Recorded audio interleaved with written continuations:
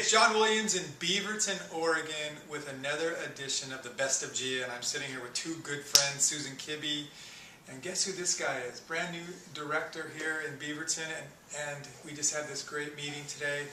And I got to tell you that Donald Toomim is going to be a superstar with our company. Well, he's already a superstar in my mind, but after today, it's over. So I thought we'd come together, you know, for this quick video, and I just want to get from these guys what they're seeing with GIA. I mean, here we have Susan Kibbey, who's been here since practically the beginning. Dark ages. The dark ages. And Donald's pretty much brand new. They just weren't that dark, were they? Pretty much brand new, and you can tell we got fun today. Yeah. But Susan, from your perspective, what are you seeing GIA now? What's got you so excited about it? I mean, you're always excited, but what is it now that really just turns you on? Well, I have been in transition in my life for quite some time for many different reasons that are only interesting to myself. But the big thing right now that is obviously so clear to me is that I can actually live a life of my own design, which is not something that I have had the opportunity to do in the past. It's just simply not been an option. Because of, among the biggest things, financial circumstances.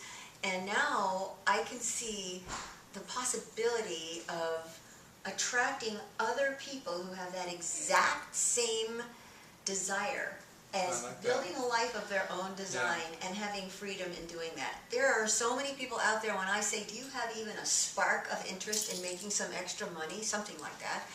And they all say, yeah, I've got a spark of interest in that. And so I know there are people out there who want what I want. And so that is ever so clear to me, as more clear to me than it's ever been before. That's a great answer. You know, we spent a lot of time today talking about the combination of good health and abundance. And we said something that, you know, we all know people that have lots of money. But if they don't have good health, all the money in the world doesn't make any difference. And then we also know people who have good health, but they don't have freedom. And if you don't have the combination of health and abundance, life just isn't as good as it can be. So Donald, so, you know, I just don't want to interrupt. One of the people that was here, she exactly expressed that. She did. Yeah. Penny she's retired. She's living in a retirement community. Her health is very good because she's taken care of herself for many years, and she's, you know, loving all of these things, and she's seeing a difference with her husband and stuff. But she's in an environment, in a culture where not everybody has the health freedom to be able to travel and do the things they want to do. They're limited, and so she keeps referring people to me. That's great. And she doesn't says, I don't want to know about, I'm not doing this as a business. But the thing is, what she's doing it for is for their freedom. Yeah.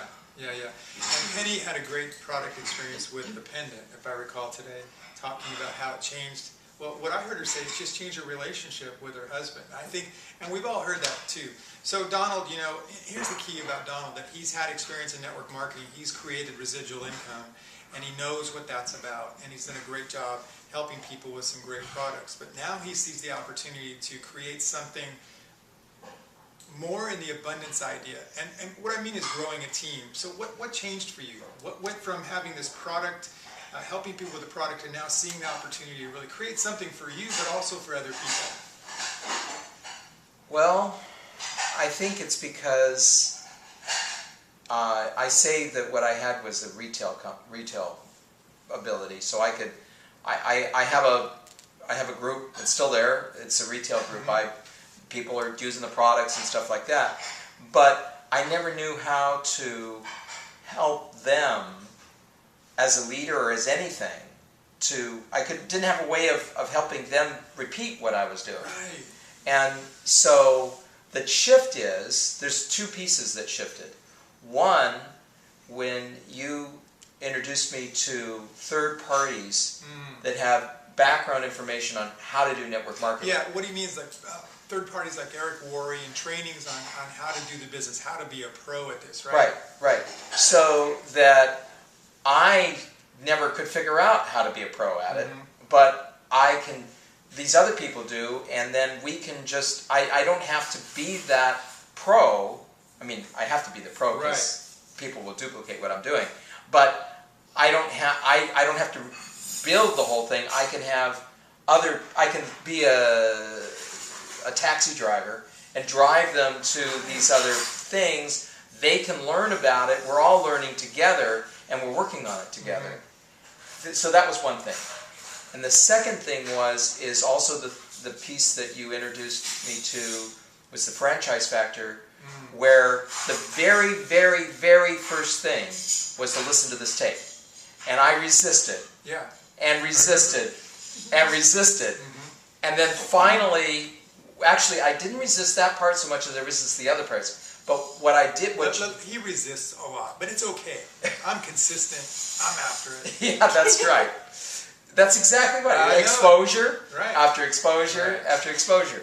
So what happened was I saw the dreams and vision that I've always had for my life that I had given up that was even possible. Right.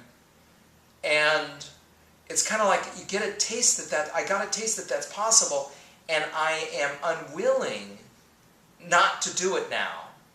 I don't have that. I want to get it done. Right. Of all these years, I haven't gotten it. It's like, now's the time. Right.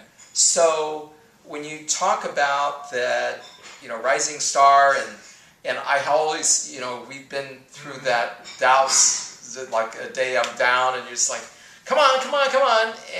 But it's just that I still have this commitment. Right on. And the vision and the commitment, it gets tough. And I've got people to lean on. I lean on you. I lean on Bonnie.